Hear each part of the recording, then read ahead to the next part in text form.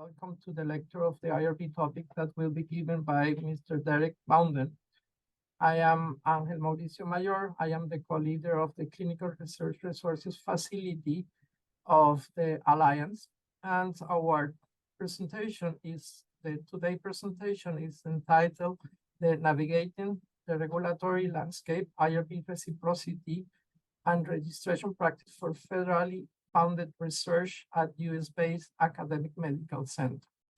Our speaker, as we mentioned you, is Mr. Derek Bownden, who is the IRB Director for the Christiana Care, a large academic medical center in Northern Delaware. In this role, Derek manages all aspects of human research practice program at the Christiana Care, include IRB, research compliance and education, supporting clinical research activity across many departments, include cancer, health and vascular, maternal fetal medicine, infectious disease, nursing, and also the resident and fellow research program. Welcome, Derek, and thanks for your time and effort to be here today with us here. The floor is yours. Thank you so much. I appreciate Dr. Mayor, you inviting me, and I appreciate you all having me. This is a really great topic and a timely topic. You think, well, I'm not really sure how to navigate this reliance agreement process, the reciprocity process. Everybody's learning it. It's new. It started through the NIH. It was introduced in 2016. It was required by 2018 just for NIH funded programs. And then since then, the common rule required it, but the compliance date was 2020. So we're still sort of navigating all of this together. So a lot of this that I'm going to talk about today are practices that we've implemented at Christiana Care, and then some best practices that we've learned throughout our, our collaborating institutions. So I'm going to go ahead and share my screen. So I'd also like to mention that I'm joined here today by my research coordinator, Sonia Martinez Colon. We have a staff of 4, but I asked her to join because she's actually from Puerto Rico, and we are lucky enough to have her in our office. And she's one of actually 2 Spanish-speaking members of my team, which is really outstanding considering that I don't. But I asked her to be here just because I thought, if I mangle some words or if there's some terminology that may be better translated, she understands what I'm saying and she'll be able to, translate that to you guys as well. So please feel free to speak up or put in the chat. Stop me at any time if you have any, questions about anything. I will take a pause in between the reciprocity discussion and the clinicaltrials.gov registration discussion, just to allow for some questions. I don't want to take the entire time without allowing you guys to speak. So just a little bit about Christiana Care. Dr. Mayor sort of already introduced this. We're a large academic medical center in Northern Delaware, certainly the largest in the state of Delaware, but the Newark campus is actually one of the largest hospitals in the country. There are over 1,000 licensed beds. We support close to 400 residents and fellows. That leads us to over 60,000 admissions a year, over 200,000 ED visits a year, and a variety of primary care services.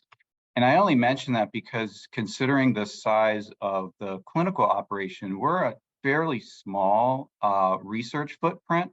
We have about 500 active studies across the system, which seems like moderate size, but just considering the size of the health system, that's relatively small. So our department is the Human Research Protection Office, and we provide a number of services to support the research infrastructure. We're part of a larger research administration team, which consists of the Sponsored Programs Office, Research Finance Office, Research Coordination Office, Clinical Trial Physician Services Office, and then our office, the Human Research Protection Office. So we're the administrative oversight of Christiana Care's 2 registered IRBs. We have 2 IRBs that are registered with Health and Human Services. We provide regulatory support for research throughout the system. guidance and education, especially for residents, fellows, nurses, research naive clinicians. So those that aren't really accustomed to serving as investigator will provide education support for them. And we also have research compliance responsibilities. So we do post-approval monitoring. We do audits of any of active studies, interventional studies throughout the system. We have 4 staff, so 4 full-time staff, myself, IRB coordinator, an education specialist, and a compliance administrator. We also share a part-time administrative assistant with the Office of Research Coordination. So just some of our metrics, you see kind of how the research profile through our IRB office, and then also the levels of review, the types of review, and then how much is actually ceded to an external IRB. As you can see, oncology dominates the research profile here. The large 27% oncology is through our NCI NCORE. We're an NCORE site. So we have between 90 and 120 studies at any given point through them. And those are all automatically ceded to the central IRB, to the National Cancer Institute central IRB. Other areas of that are fairly large, OBGYN and maternal fetal medicine, they have a fairly active program.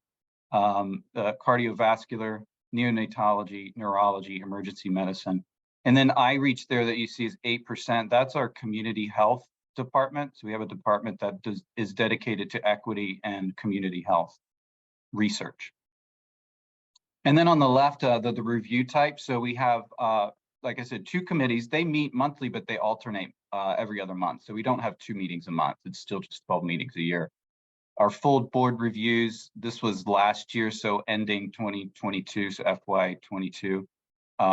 The full board 58, we expedited 293, and then exempted 32. So the local context there, those are the reviews that come to us that are requesting to rely on an IRB other than ChristianaCare. So we're ceding review to an external IRB. So that's 123, and that number is going up. We will get to a point where probably all multi-center research, all multi-site research will be relying on a single IRB of record. That has been optional in the past. Since the change in the common rule, all federally funded research now has to rely on a single IRB. That's mandated. And there's actually a proposed rule from the FDA to adopt the same rule. So that will drastically change things for hospital-based research that's used to industry-sponsored pharmaceutical type trials. Those will all, as well, eventually, probably, if this rule is finalized, will all be relying on a single IRB as well. I like to always include this slide in any talk that I give. The most important thing is, when I'm asked, well, what rules apply to me? It's understanding what is the regulatory cloud that you're standing under. So the regulatory cloud that covers you would be, number one, what's the funding agency? So if you're receiving funding from any of what we call the common rule agencies, so you guys are familiar with the common rule 45 CFR 46, that's the applicability of the research regulations, human subjects research regulations. But really what makes it a common rule is because there are 20 federal agencies that have all signed on to the same regulation. So they all follow that same regulatory code. So receiving money, and there's a total of 20, but I've only put the ones here who typically will fund, human subjects research.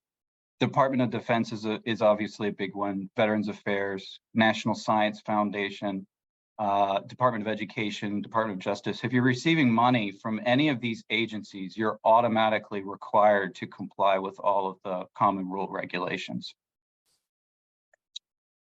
The one agency that never did and probably never will sign on to the common rule is the FDA, so the Federal Drug Administration. They have their own set of rules and regulations for the conduct of clinical trials investigating drugs, devices, or biologics in human populations.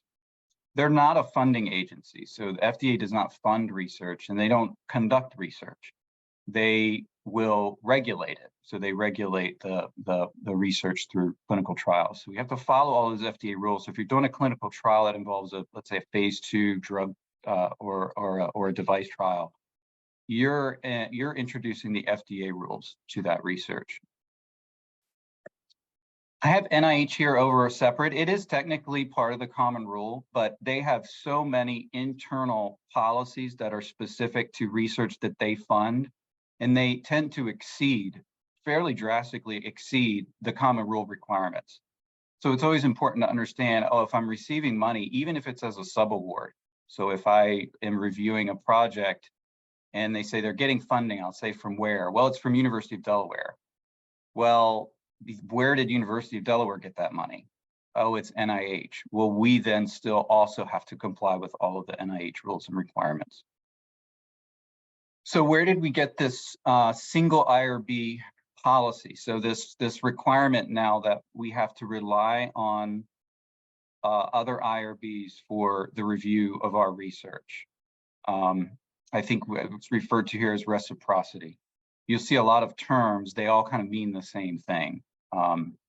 So it begins in 2016, I already mentioned this, NIH published a single IRB policy, but 2018 it was effective. So by 2018, any project that was funded by the NIH had to comply with the single IRB policy. That was effective through the proposal. So typically it was part of the grant proposal that you would have in the grant proposal, the single IRB plan, what institution would be the IRB of record. By 2018, this was a part of the common rule regulation. After several delays, it was effective and the compliance date was 2020. So again, we've not lived with this for very long, but the rule simply states that an institution that is engaged in cooperative research that is funded by a common rule agency must rely upon the approval by a single IRB. So prior to the 2018 rule, it was you could, right? You could do this, but it wasn't a must. So now it's a must. And that would be two or more sites. So if you're a single site funded by NIH, obviously there's nothing for you to do. If you have 2 or more sites, there needs to be a decision made of who will serve as that reviewing IRB. There is a provision that the federal agency funding the research could waive this requirement. I've never heard of that done, and it certainly hasn't ever happened with ChristianaCare. The funding agency determines who the IRB of record will be, but as I mentioned, typically that's part of the funding proposal. And then if there's no question or revision required, then whatever your single IRB plan was, that's what you'll move forward with. The FDA has issued a proposed rule change that came out in the fall. Since then, there was an open comment period, which is now closed. So now we're just waiting to see, will there be revisions to it or will there be a revised rule? Once that final rule is published with that single IRB provision for FDA regulated research, there will be, I think it's a 8-month compliance date. So it's within a year that will be effective. And that's going to be a major change for a lot of health, academic medical centers, hospitals that do a lot of clinical trials. They're going to see a lot more of this. So a little bit about the reliance framework. What is reliance? It's a formal agreement that allows an institution engaged in research to rely on an IRB of another institution. To satisfy this requirement, an agreement must be executed. So this is typically referred to as a reliance agreement. So there needs to be a reliance agreement in place that outlines all of the requirements and responsibilities of each of the institutions.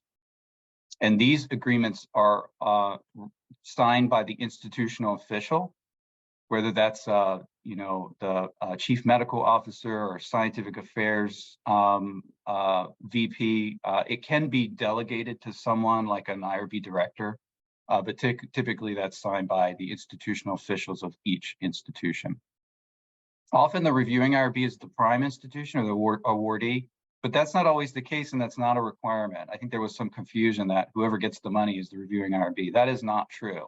So it could be more appropriate that So in our case, we do a lot of collaborations with universities, University of Delaware and other universities. They're not medical IRBs, so oftentimes it's more appropriate for us to serve as the reviewing IRB, even though they're the ones that are getting the funding.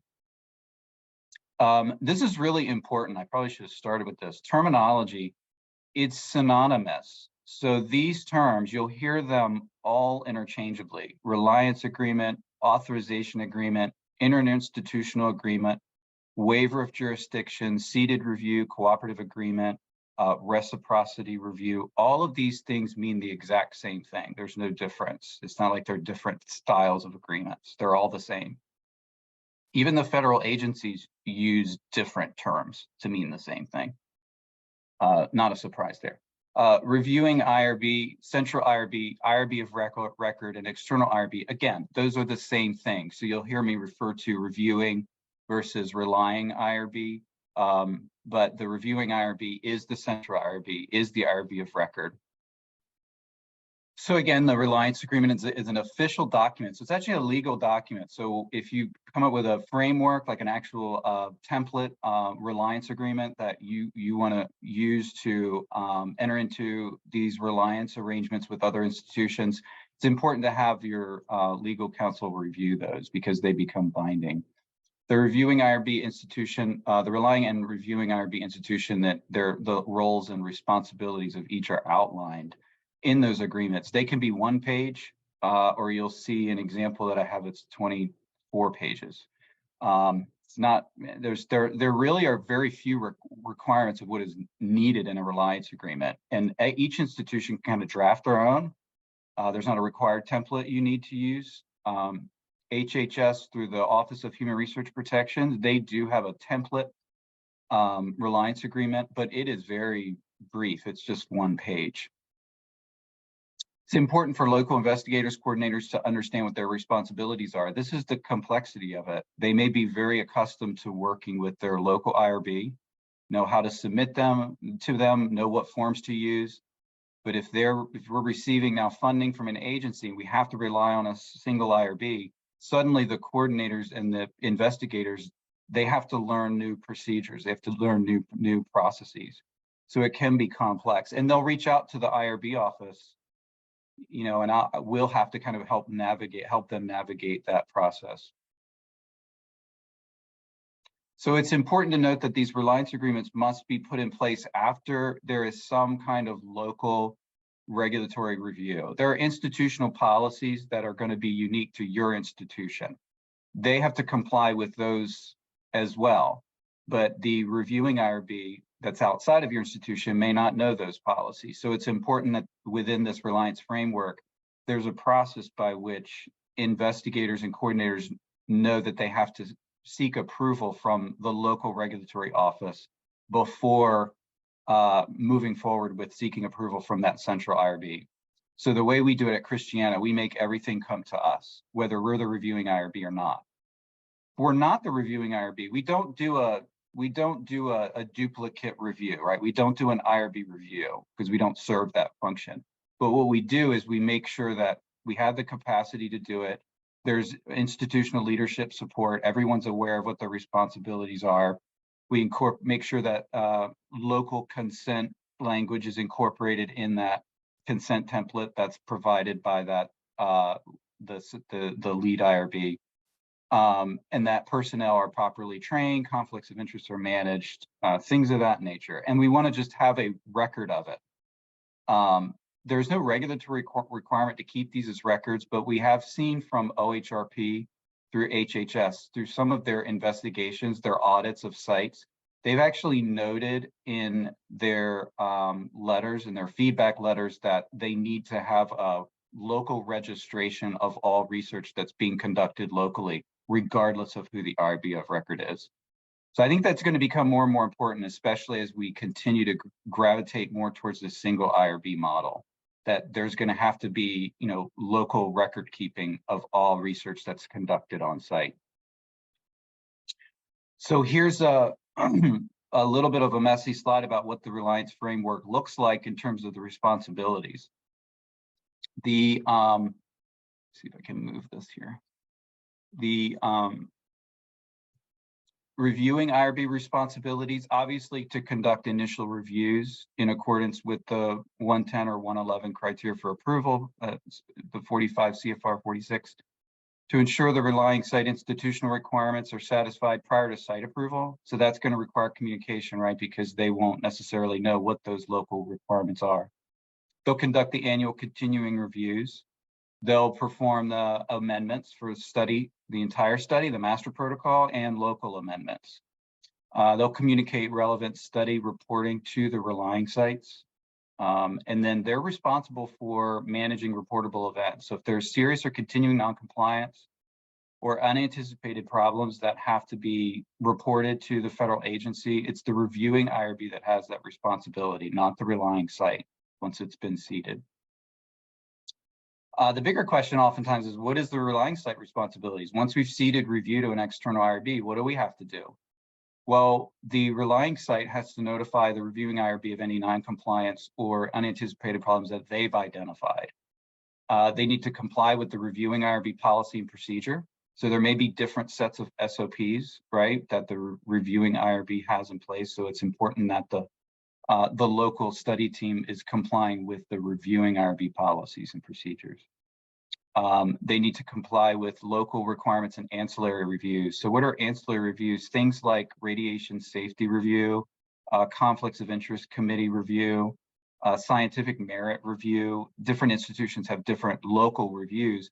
They're really outside of the scope of the IRB. So it's important that the relying site ensures that those types of reviews are occurring, because the reviewing IRB won't necessarily require that. They'll ensure the relying site needs to ensure that study is conducted according to the approved protocol. That's kind of obvious, I think. They need to ensure the PI is properly trained and credentialed, and that they retain the records.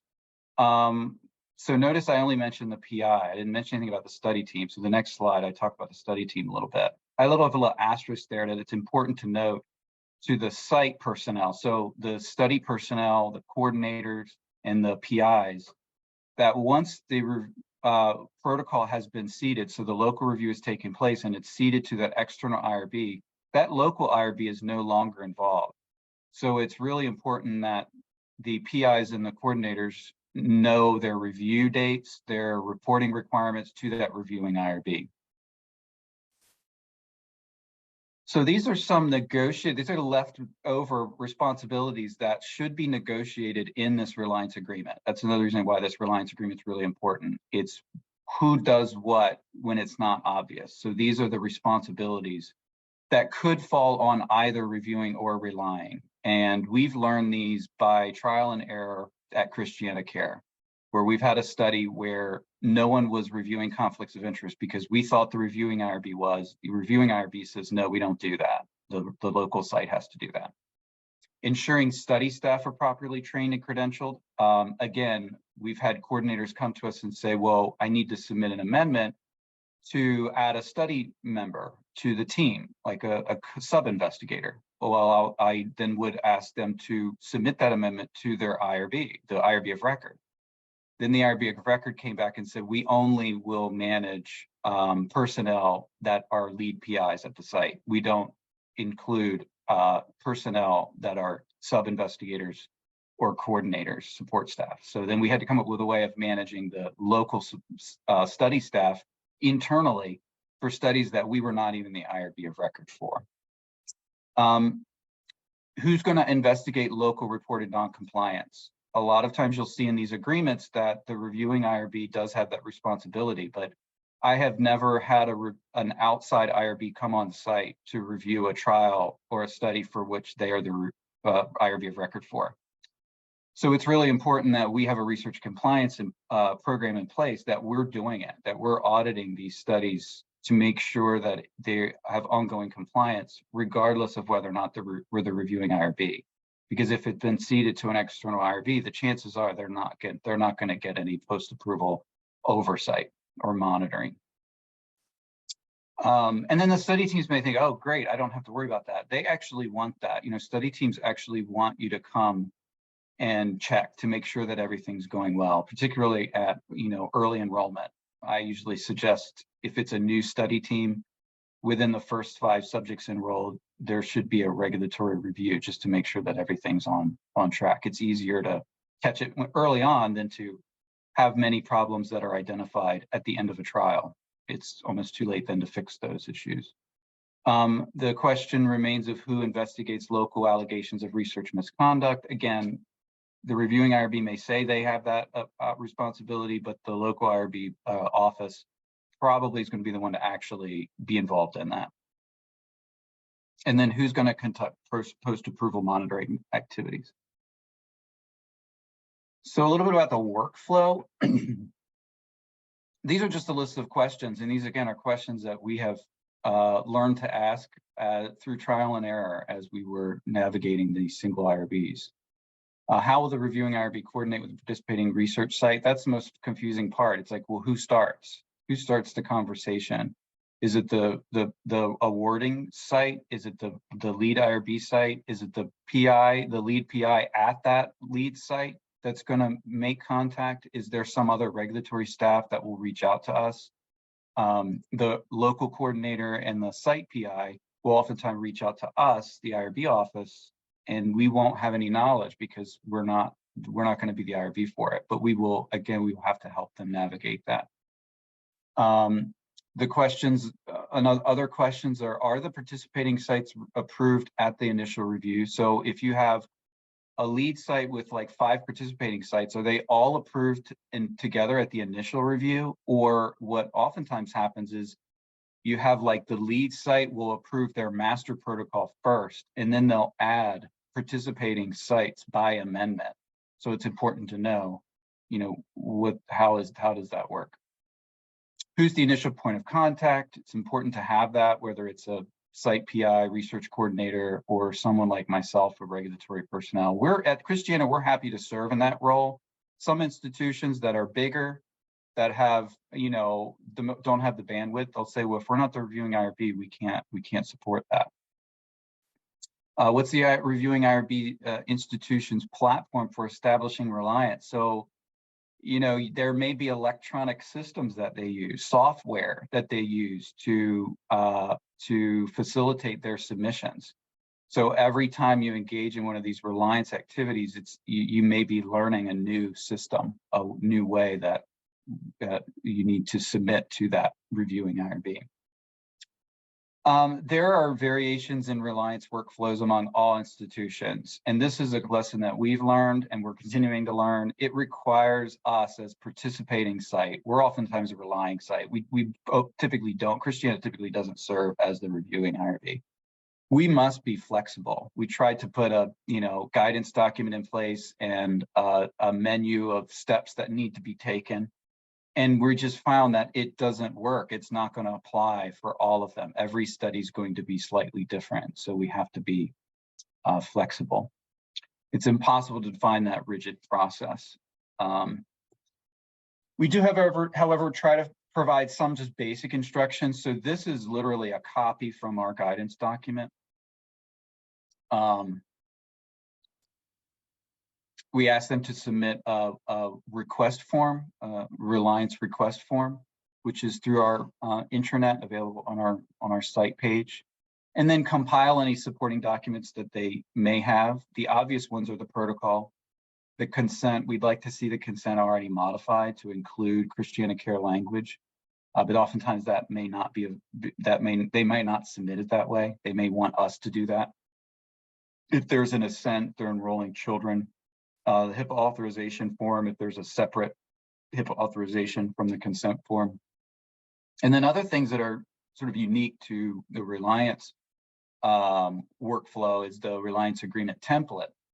So we have one and we can provide one, but if the proposed IRB has one that they want to use, then we would want to have that on hand.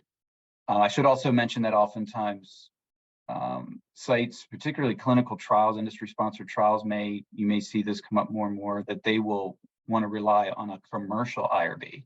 So commercial IRBs are, the big ones are Advara, A-D-V-A-R-R-A, and we're the Western IRB, and then there's also a new one called Satiro. there's a Pearl IRB. There are a number of commercial IRBs around the country, and a lot of the time the industry sponsors will give the option to rely on those for IRB review. So the reliance agreement template, the local context questionnaire, if there is one, oftentimes lead sites will submit a questionnaire that's basically their way of gathering all information from their participating sites specific to that local institution. And then the study shelf and credit, that's just an internal thing that we require them to do to upload their, to create a research profile electronically. I'm stumbling because I have no idea what happens. Sonia knows better about that.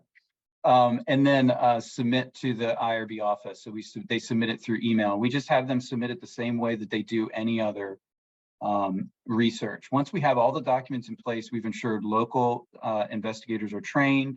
There are no conflicts of interest. The consent looks good, and everyone's aware that this is happening. We will then draft a reliance agreement, or if the IRB of record has provided a reliance agreement template, we will go ahead and have that signed either by our institutional official, or I've been designated signatory authority as well. And then the IRB will send that reliance agreement back to them along with the letter. We do send like an IRB determination letter that just tells them we're done. We don't need to see any more. You can now proceed to seek approval from that external IRB. This is just an example of our reliance request form. So it's a 2-pager right now, but we've already recognized that we probably need to enhance this a little bit. We're not quite capturing all the information that we need.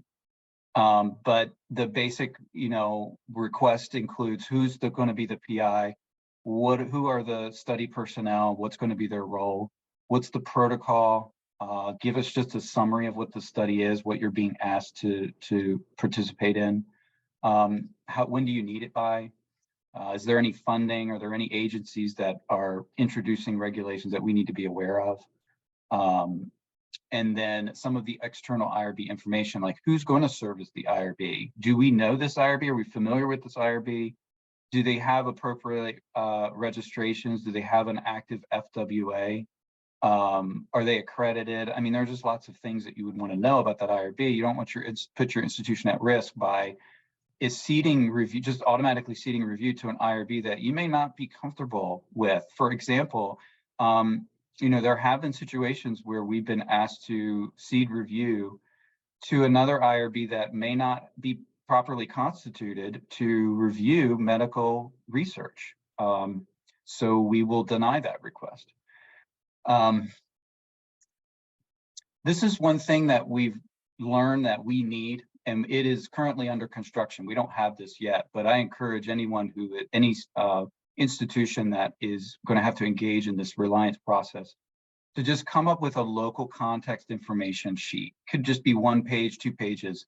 And it just provides that standard boilerplate language that you'd like to see in your consent forms related to, research injury, payments, HIPAA, things of that nature, confidentiality language, whatever it may be, anything that's unique to your institution that's exclusive to your consent forms. Go ahead and put that templated language in a local context information, just to say all of this needs to be in the consent form before you submit it to us. Include your FWA number. That's going to be a question that the reviewing IRB always asks. So go ahead and put that in. If there are any unique requirements for surrogate consent, like legally authorized representative consent with diminished capacity, any rules, local institutional rules related to assent or parental permission, and then any ancillary review requirements, whether it be radiation safety, conflicts of interest, legal, privacy, etc. It's nice. I think it's going to be nice. We've not used it yet, but we've heard other institutions have, where if an institution is asked to participate in a study, but they say, well, you're going to have to use this other IRB as the IRB of record, before they even send anything, the study team can go ahead and send this local context information form. and they'll already have all the information they need. So it does cut down on a little bit of like Q&A back and forth to, to get this up and running. I mentioned the components of the Reliance Agreement earlier, but here they are in a little bit more detail. To the right, that's the page that on the HHS through the Office of Human Research Protections that they give an authorization agreement template. It's very short, it's very general, it's very basic, but it goes to show that the government agency, the regulatory bodies, they're not requiring specific details in these agreements themselves. They just require that there is an agreement in place. There are a variety of templates across institutions. We've looked at several, and we've kind of incorporated what we like from others into our own template.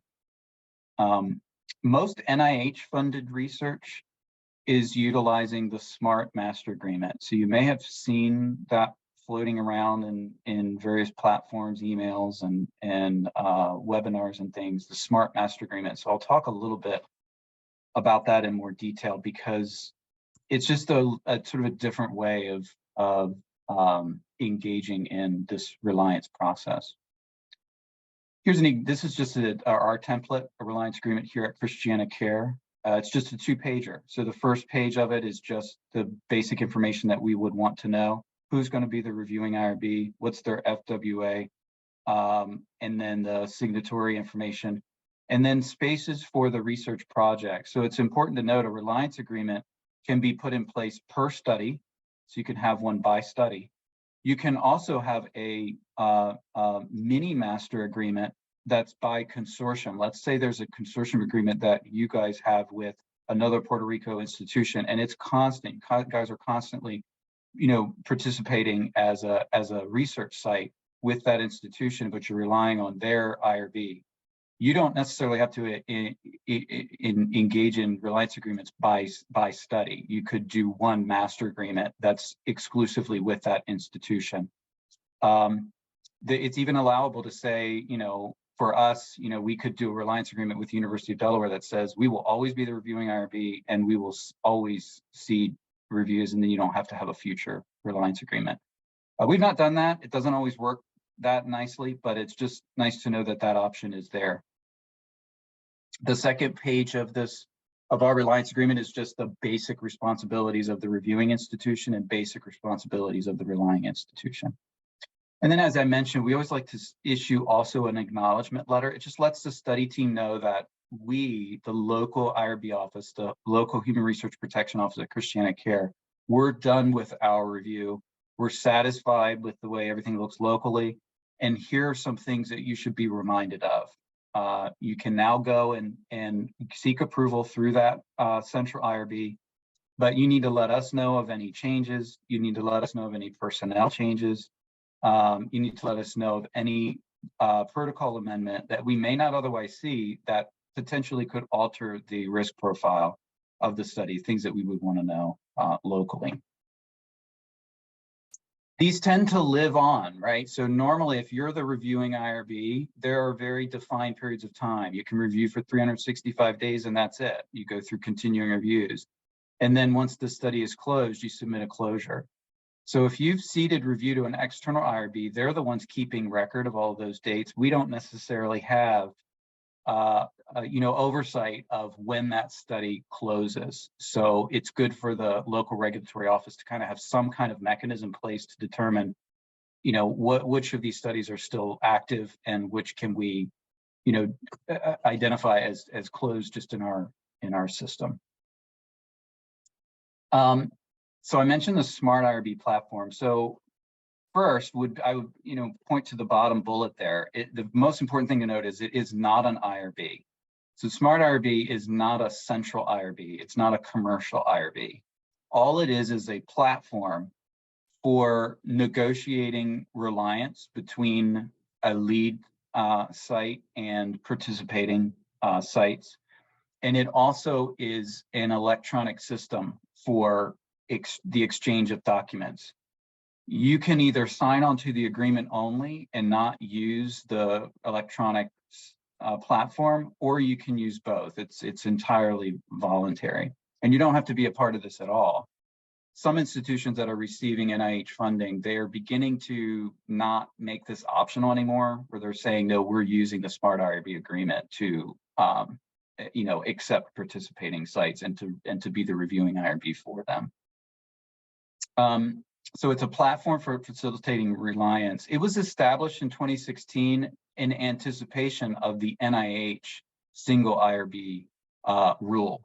So when the NIH proposed anybody who's receiving NIH funding that is conducting multi-center research must rely on a single IRB of record, they then also offered money to establish the Smart IRB platform to facilitate it, to make it easy for institutions, especially since it was brand new to most of us.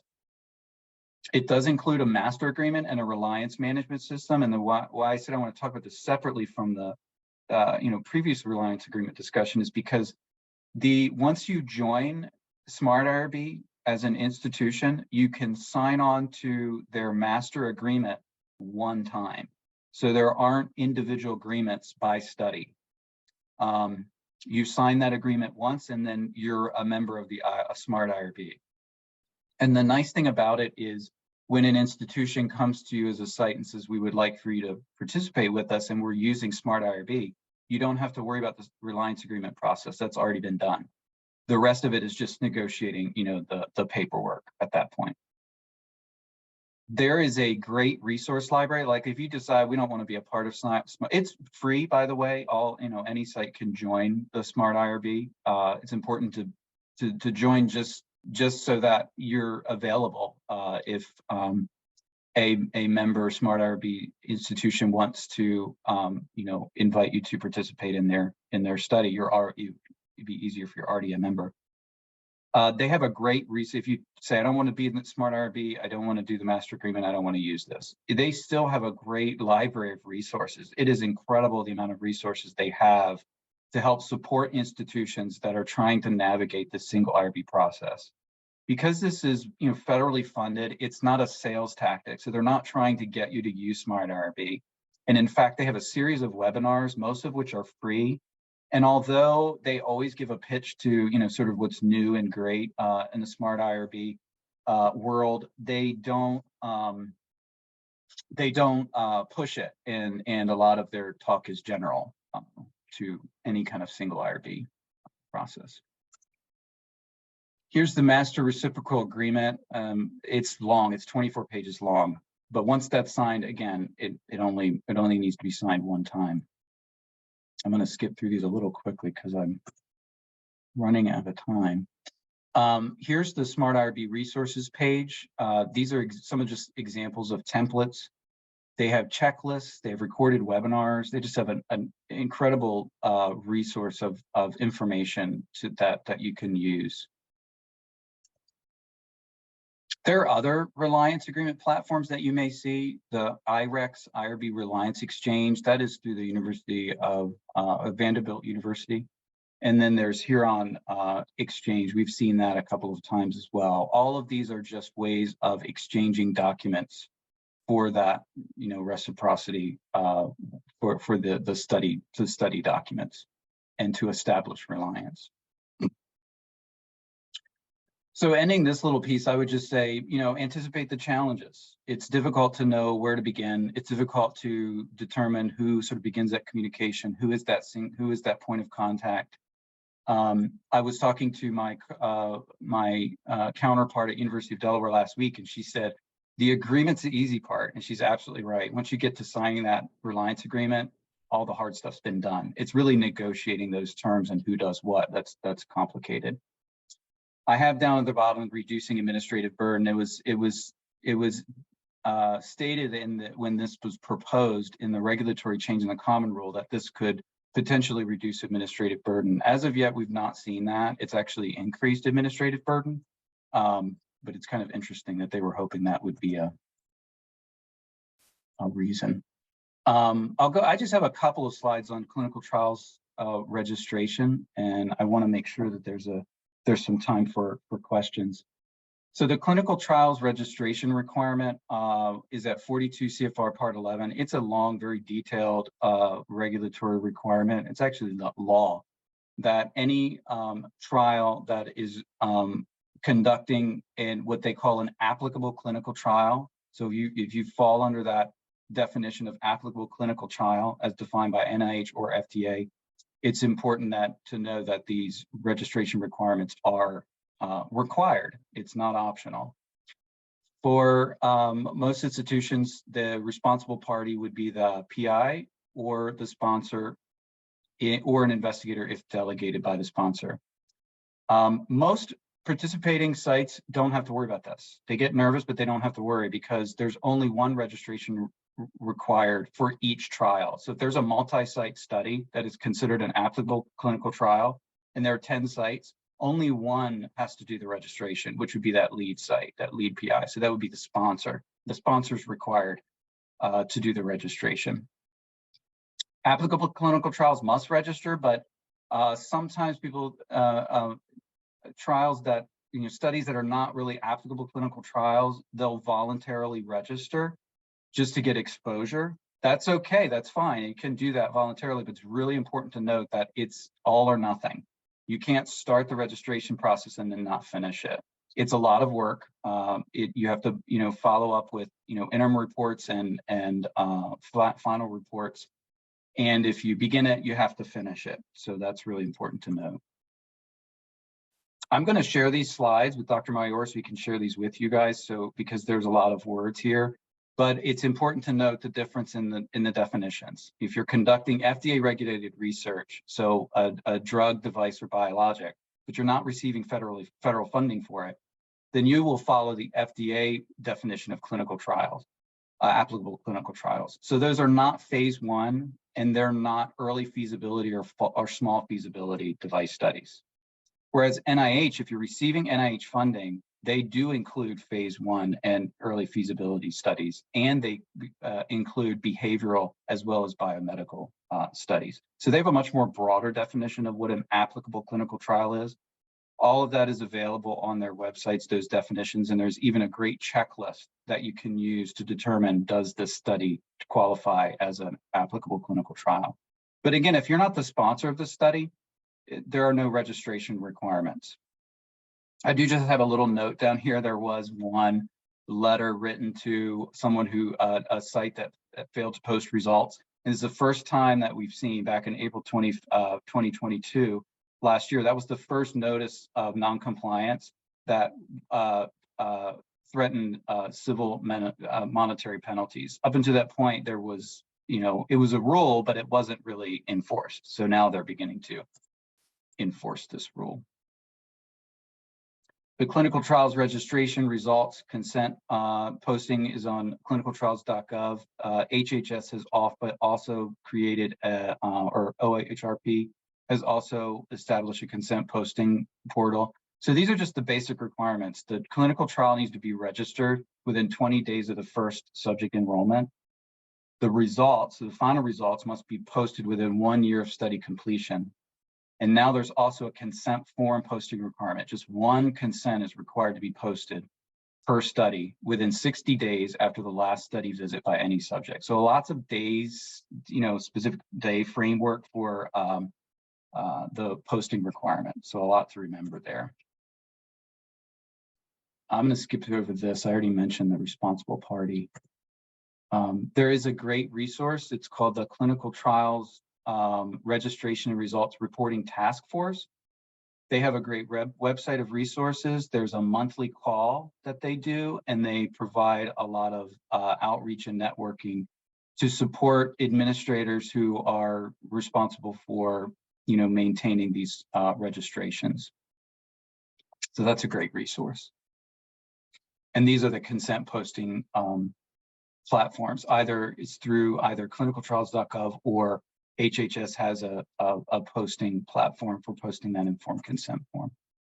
And then I have a page of references just so when you guys are shared these slides, you can access those resources yourself. So I'm sorry I took a little bit long. It always is longer than you think it's going to be, but I hope I ended up in enough time to at least entertain a few questions.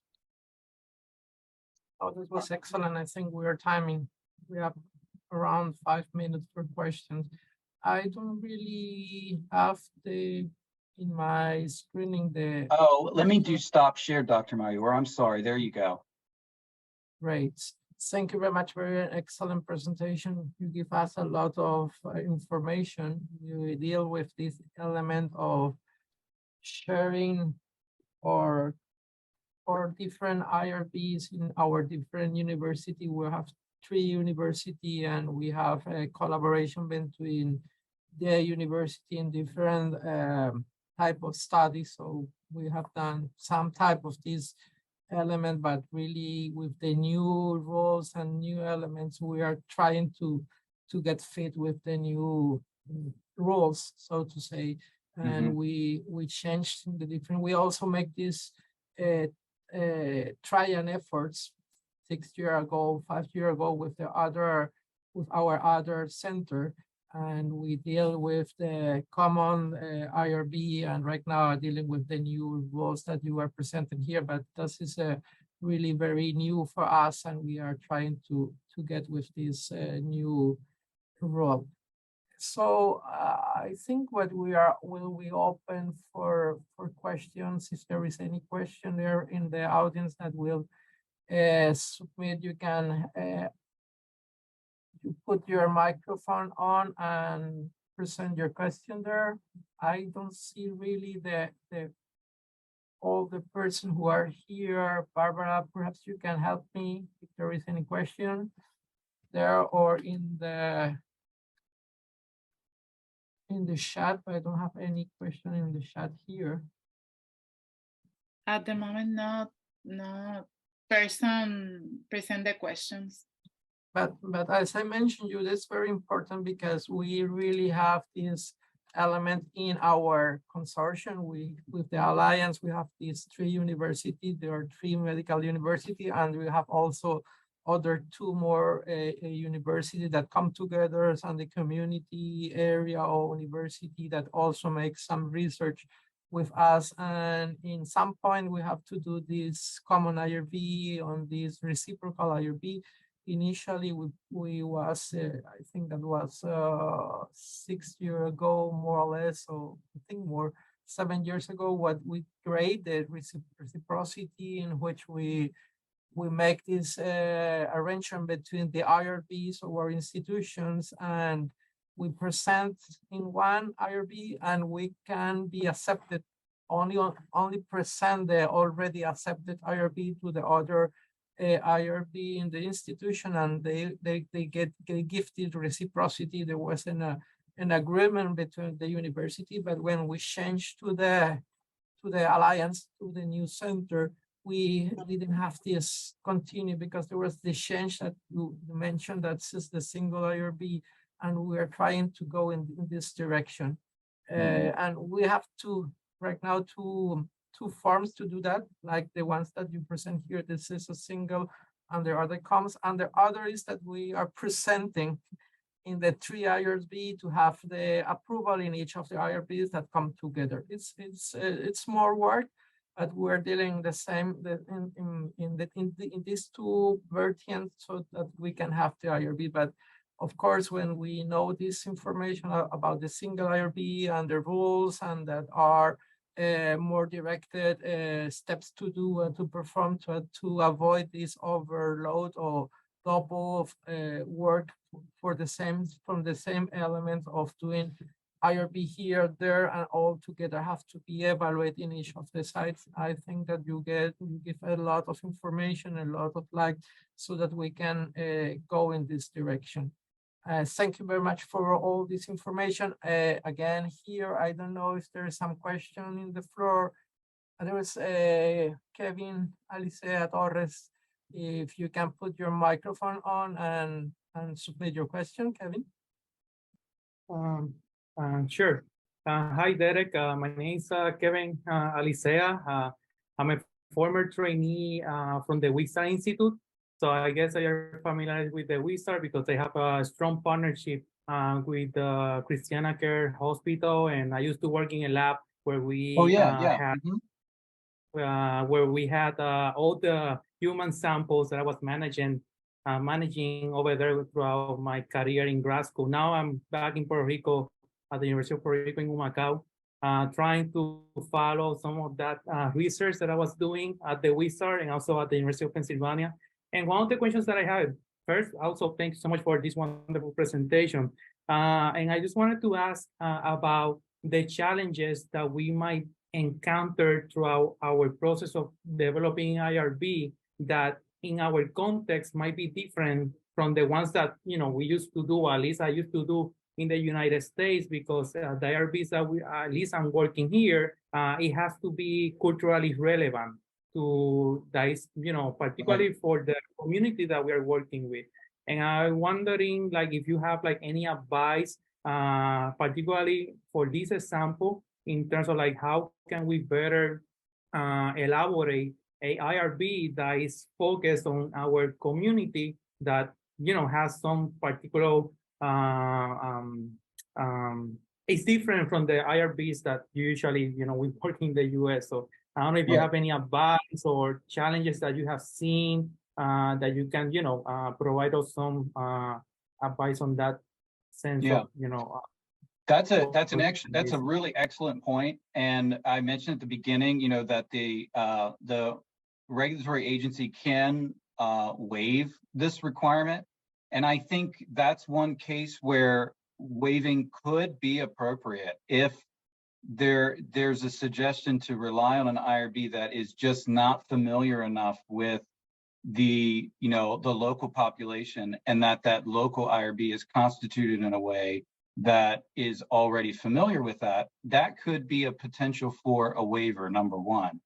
Number two, it's if you have regular partnerships with, over time, you're going to develop regular partnerships with an IRB outside of your home institution. It's going to be really important that they appoint either membership that is aware of the relevance of various, populations to have that contextual information, or that they will allow consultation, like advisory consultation from the local population or the local site to the reviewing IRB. Oftentimes reviewing IRBs, even if they're, especially if they're not familiar with that local population. When I worked in central Pennsylvania, one unique group was the Amish, the Amish population. So, as a reviewing IRB, we had to have representation that was aware of that if that community would potentially be enrolled in those studies. So the regulations do require that IRB is properly constituted, and one of those constitution requirements is to have awareness of that local IRB. So it's a great question. It's going to be a great challenge to work through, but I think those central IRBs, whatever's going to be serving as that IRB of record, they're going to have to, reach out and have the consultation as necessary, or even appoint members on their, IRB that are familiar with that local site. And if not, if the participating site feels this is not really going to be appropriate for them to review, that's when I would seek advice from the funding agency or the federal agency to see if a waiver would be appropriate. That's an excellent question, an excellent challenge that's going to have to be worked through. Thank you. Great. We are on the time. I have only one question that is here on the chat. It is from Luz Muniz. She wants to ask, in your experience, what has been the greater challenge to implement the single IRB? Yeah, that's hard. There are lots of them, but I think the most challenging is that the concept of single IRB seems to be beneficial to everyone, right? Because it should cut down on that sort of regulatory burden. But what we find is that all sites are comfortable using their local IRB. So they're used to working with you. They're used to working with your committee and your administrative staff. So the biggest challenge is how can that local regulatory office support these groups that are now having to rely on an external IRB? That's the biggest challenge. I think so. So, Mr. Bownden, thank you very much for this very excellent lecture.